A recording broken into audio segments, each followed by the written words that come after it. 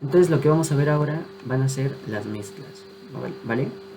Vamos a ver que las mezclas se pueden separar o se pueden clasificar más bien de acuerdo a 3 criterios, que es la visibilidad de los componentes, el tamaño de las partículas de soluto y la solubilidad de nuestra mezcla, ¿vale? Entonces déjenme ver aquí. Ok, entonces antes de ver cómo se clasifican estas mezclas, tenemos que definir primero cuáles son las partes que componen a una mezcla, ¿vale? Y ya a partir de conocer esas partes de una mezcla, nosotros vamos a poder clasificarlas, ¿vale? Entonces vamos a ver cuáles son las partes de una mezcla. Vamos a tener que una mezcla es la unión de dos o más compuestos distintos. Y vamos a tener dos partes importantes en una mezcla. El soluto, que también se le conoce como fase dispersa, y el solvente, que también se le conoce como disolvente o fase dispersante, ¿sale? Cualquiera de estos tres son sinónimos y también estos dos son sinónimos, ¿vale? Entonces, soluto o fase dispersa es lo mismo y solvente, disolvente y fase dispersante también es lo mismo, porque luego en el examen pues le suele venir uno u otro término, entonces para que sepan bien cuál es cada uno. Entonces, bueno, como les decía, tenemos estas dos partes, el soluto y el solvente, y al unir estas dos partes van a formar una solución que también se le puede llamar disolución. Entonces vamos a identificar esto aquí en esta mezcla que tenemos acá. Entonces vamos a ver que el soluto va a ser aquella parte que se encuentra en menor medida, ¿sale? O en menor concentración. Por ejemplo, aquí en este matraz que está dibujado, esta partecita de aquí que estoy poniendo de blanco es la que está en menor medida o en menor concentración. Por eso se le llama soluto. De ahí vamos a tener otra parte que se le llama solvente, disolvente o fase dispersante, que es la que está en mayor concentración, ¿vale? Esto que estoy poniendo de amarillo, que es la parte que está más concentrada, es lo que vamos a llamar como solvente, disolvente o fase dispersante, ¿sale? Y estas dos partes de la mezcla, si las sumamos, van a componer lo que es la solución o disolución, ¿vale? Entonces, es importante que sepan identificar entre estas partes de una mezcla, el soluto y el solvente, y que juntas dan la solución, que pues es la mezcla de la cual estamos hablando, porque ahorita vamos a utilizar estos conceptos para poder entender cómo se clasifican estas mezclas, ¿vale?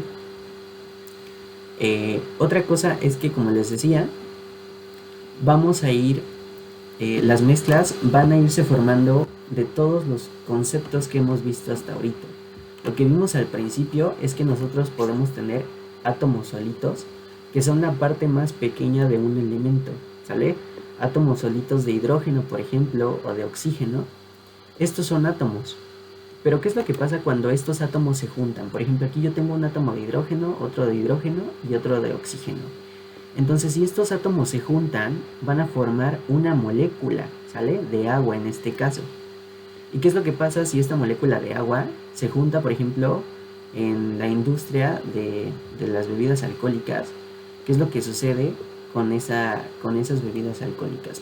Pues se preparan utilizando varias sustancias, ¿no? Varios compuestos. En el caso de una bebida alcohólica, por ejemplo, no sé, el tequila o cualquier otro tipo de bebida alcohólica, se preparan utilizando agua y etanol, ¿sale? El etanol es el conocido alcohol etílico, que es el alcohol que está presente en las bebidas alcohólicas.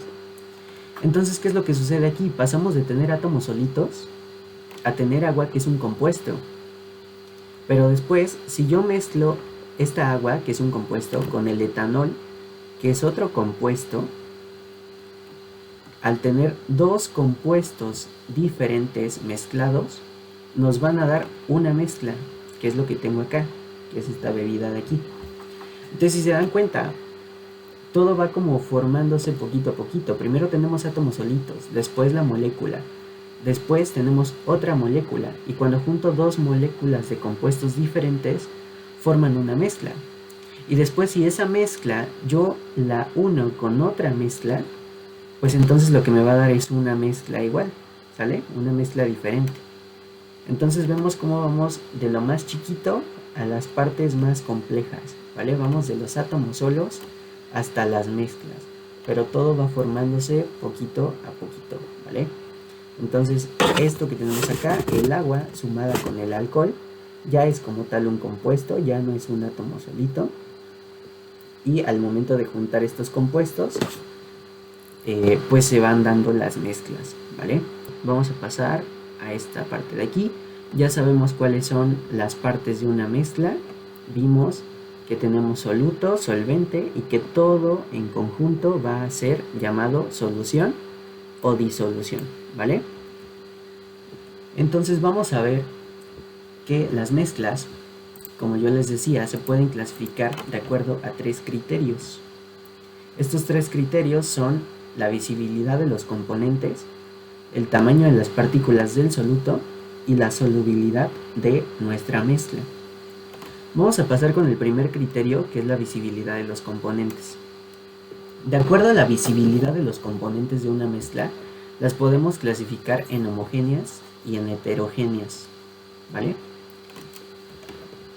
¿Cómo clasificamos a una mezcla en heterogénea u homogénea?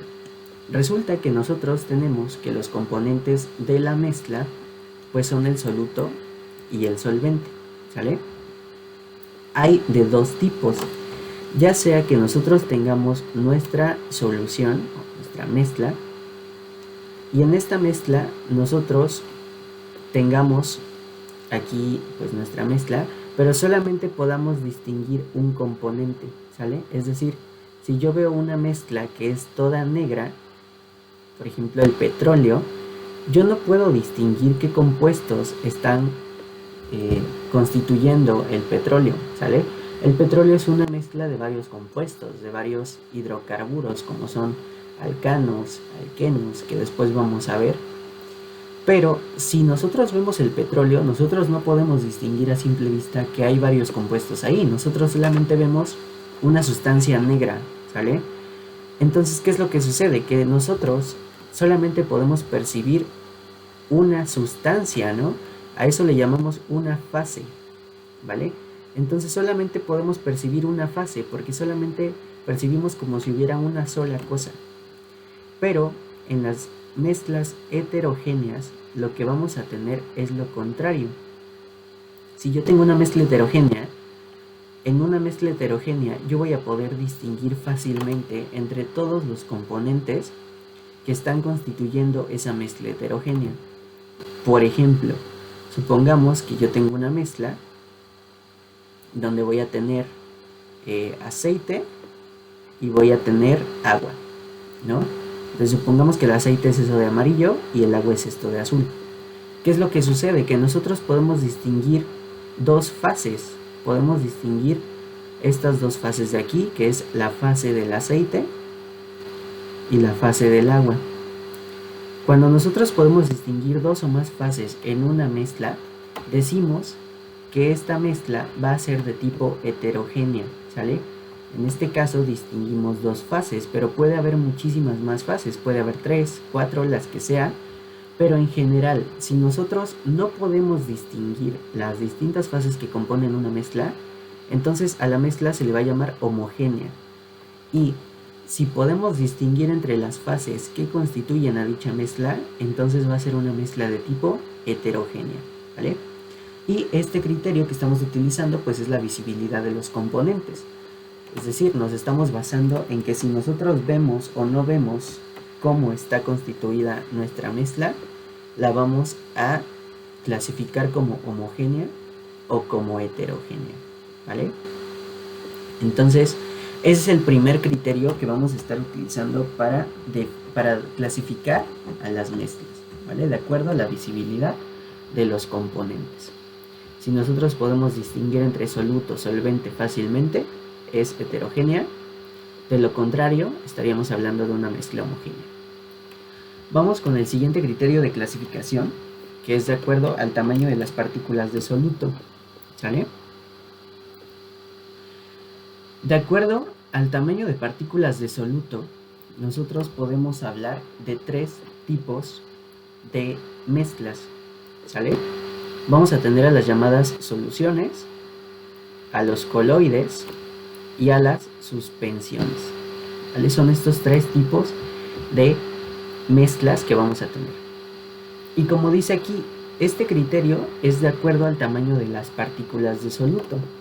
Hay que recordar que en una mezcla, el soluto es la parte de menor concentración que está en esta mezcla, ¿vale? El soluto es la parte de menor concentración. Y dependiendo de qué tan concentrado o no esté el soluto, podemos dividir a esas sustancias, esas mezclas, en soluciones, coloides o suspensiones, ¿vale? Entonces, si las partículas de soluto son muy chiquitas, vamos a tener una solución, ¿vale? Un ejemplo de una solución podría ser cuando nosotros estamos preparando agua de sabor y nosotros para poder hacer esa agua de sabor, pues vamos a utilizar azúcar, ¿no? Entonces cuando nosotros vertimos el azúcar en una jarra de agua o en una botella de agua, pues nosotros tenemos aquí el agua, que es lo que está en mayor concentración, por tanto el agua sería nuestro solvente, ¿vale? Y si nosotros en esta jarra de agua vertimos el azúcar, la voy a poner aquí de rosa, entonces ¿qué es lo que pasa con ese azúcar? Empieza a disolverse aquí en el agua, pero las partículas de azúcar, cuando ustedes ven el azúcar, pues las partículas son muy chiquitas, ¿vale? Entonces, ¿qué pasa con esas partículas? Que al ser muy chiquitas, al medir de 0.1 a 1 nanómetro, pues son tan chiquitas que casi no se van a ver en la mezcla. Es por eso que a este tipo de mezclas se les llama soluciones, ¿vale? Cuando las partículas de soluto son tan chiquitas, es decir, que miden de 0.1 a 1 nanómetros, se les llama soluciones. Después de las soluciones, vienen otro tipo de mezclas, como son los coloides. Aquí yo este ejemplo se los daba con el agua de sabor. Ese es un ejemplo de una solución. El agua de sabor cuando agregamos el azúcar, ¿vale? Pero por ejemplo un coloide, pues son aquellas sustancias en las cuales las partículas son un poquito más grandes. Un ejemplo de coloide sería por ejemplo la leche. La leche, aparte de tener agua, pues tiene varios otros compuestos. Y la leche, de hecho, si ustedes observan la diferencia entre la leche y el agua, es que ustedes pueden notar que la leche es un poquito más espesa, ¿sale? ¿Por qué es más espesa? Porque resulta que la leche es un coloide. Las partículas que tiene la leche miden de 1 a 100 nanómetros y eso hace que la leche sea de cierta forma más espesa que una botella de agua, ¿sale? Entonces, si nosotros observamos la leche, vamos a ver que esas partículas son más grandes y esto hace que la leche no sea transparente, ¿sale? A diferencia del agua, por ejemplo, si nosotros observamos el agua, nosotros sin ninguna dificultad podemos ver a través de un recipiente lleno de agua, pero no podemos ver a través de uno que está lleno de leche. ¿Por qué? Porque esas partículas son un poquito más grandes, pero al ser un poquito más grandes nos impiden ver a través del recipiente, ¿vale? Entonces nosotros no podemos ver a través de la leche porque es un coloide, pero a través del agua sí porque es una solución y las partículas son más chiquitas. De hecho, todos los coloides presentan una característica que se llama efecto Tyndall, ¿vale? Esa es una característica que tienen todos los coloides, el efecto Tyndall, y es una propiedad que tienen que si nosotros ponemos una lámpara, sobre todo funciona mejor con láser, si nosotros ponemos una lámpara o una luz láser apuntando al coloide y lo ponemos también este láser apuntando hacia una solución, vamos a ver que en la solución el rayo de luz pasa sin ningún problema. Pero si lo ponemos al coloide, lo que va a pasar es que este rayo de luz va a pasar al otro lado, pero con cierta dificultad. Ya no va a pasar con la misma intensidad con la que empezó a dispararse el rayo. Entonces, ¿qué es lo que sucede? Que el coloide está dispersando la luz que pasa por el recipiente, ¿vale? A eso se le conoce como el efecto Tyndall, a la dispersión de la luz que genera un coloide, ¿vale? Entonces todos los coloides presentan ese efecto Tyndall, que es la dispersión de la luz cuando se les apunta, y esta luz, pues en lugar de salir como venía el rayo, ahora va a salir disperso, o sea, le va a salir con menor intensidad con la que venía de un principio. Entonces todos los coloides, debido a que las partículas de soluto son más grandes, presentan esa característica. Y vamos a ver que aparte de los coloides también tenemos a las suspensiones, ¿vale? Las suspensiones son aquellas en que las partículas son muy grandes, miden más de 100 nanómetros. Un ejemplo de suspensión sería el agua de Jamaica, pero cuando esa agua de Jamaica está hecha con Jamaica natural. Si ustedes hacen agua de Jamaica natural, pues se van a dar cuenta que muchas veces la esencia que se utiliza para preparar esa agua, pues son pedazos grandes de Jamaica, ¿sale? Entonces, ¿qué pasa con esos pedazos grandes de Jamaica cuando ustedes preparan el agua de Jamaica? Pues esos pedazos grandes, como son muy grandes, se van hasta abajo del recipiente. Eso quiere decir que se están suspendiendo en el recipiente, ¿sale? Como estos pedazos de soluto, que en este caso el soluto es la Jamaica, se suspenden, entonces se dice que esta sustancia es una suspensión, ¿sale? Porque las partículas, al ser tan grandes, se suspenden hasta la parte inferior del recipiente. Entonces, eso es por ello que a este tipo de sustancias, este tipo de mezclas, se les llama suspensiones, porque las partículas de soluto, al ser tan grandes, se van hasta abajo del recipiente, o sea, se suspenden en el recipiente, ¿vale? Entonces vemos que de acuerdo al tamaño de las partículas de soluto, podemos tener soluciones, en las cuales las partículas son muy chiquitas, coloides, en las cuales las partículas ya son un poquito más grandes y presentan este efecto Tyndall de la dispersión de la luz, y las suspensiones, que son aquellas mezclas en donde el soluto es tan grande, esas partículas son tan grandes que se suspenden en el recipiente, ¿vale? De hecho, si alguna vez les dieron a tomar una suspensión, por ejemplo, de medicina o algo parecido, se habrán dado cuenta que la mayoría de las veces hay que agitar esas suspensiones, porque las partículas de soluto, al ser tan grandes, tienden a suspenderse en el recipiente.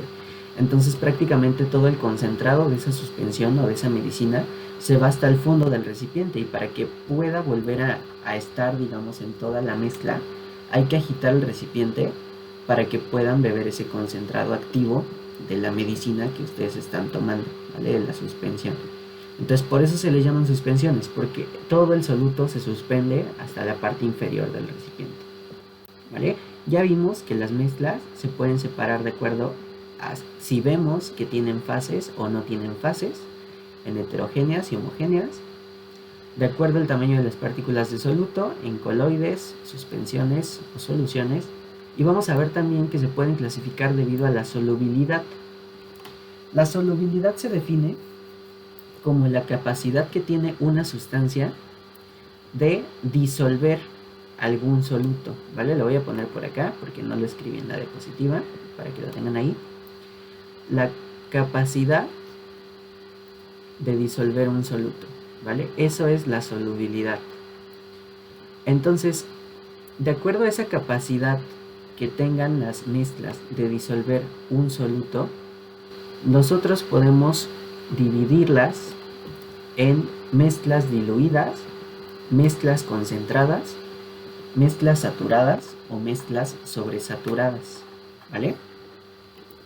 Vamos a empezar por lo que son las mezclas diluidas. Una mezcla diluida va a ser aquella en el cual nosotros tengamos un recipiente y tengamos nuestro solvente, que puede ser cualquier tipo de solvente. Voy a poner el agua, Y supongamos que en este recipiente lleno de agua voy a vertir unas cuantas partículas de sal o de azúcar, ¿no? Pero muy poquitas.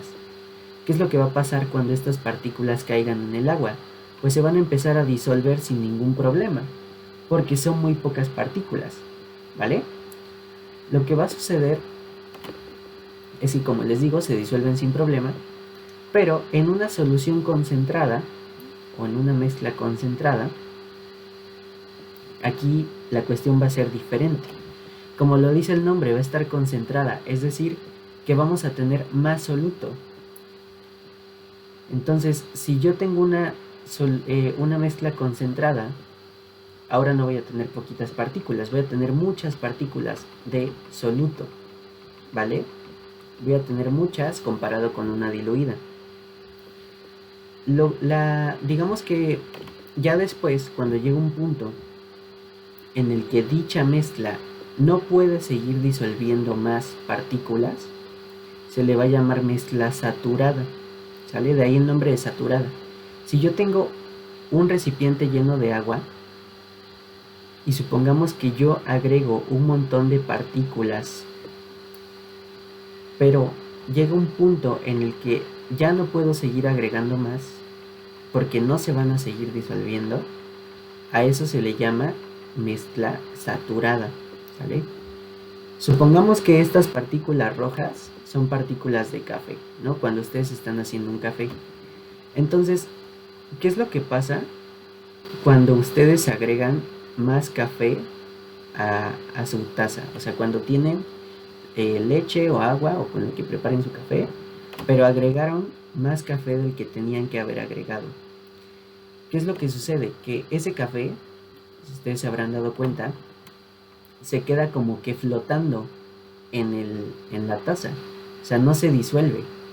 ¿Por qué sucede eso? Porque cuando ustedes echan café de más, echan más café del que el agua puede disolver, se dice que tienen una mezcla sobresaturada, ¿sale? Es decir, que tienen muchísimo más soluto del que se puede disolver y por eso queda soluto que no se disuelve en la parte superior.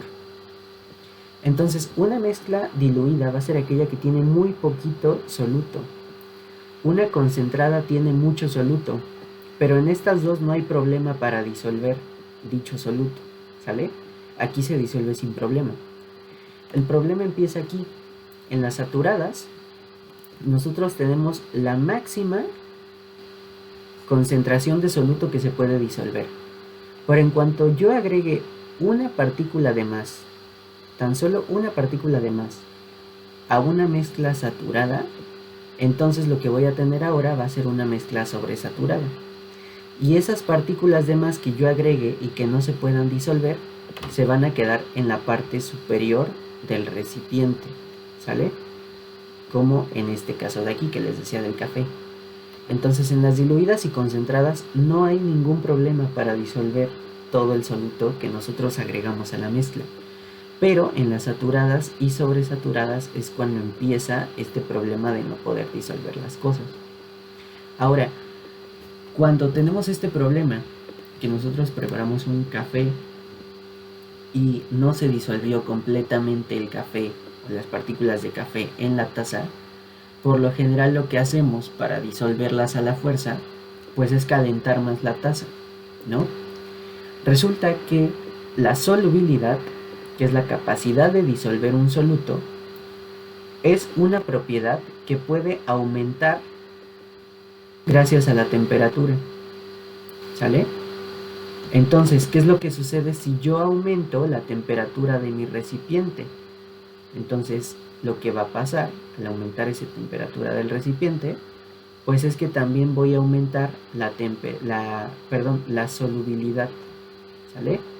La solubilidad es una característica que va a ir aumentando de acuerdo a cuánto yo aumente de temperatura, ¿vale? Por eso, si nosotros tenemos una taza de café y no todo el café se disolvió, si queremos disolverlo todo, tenemos que aumentar la solubilidad del agua.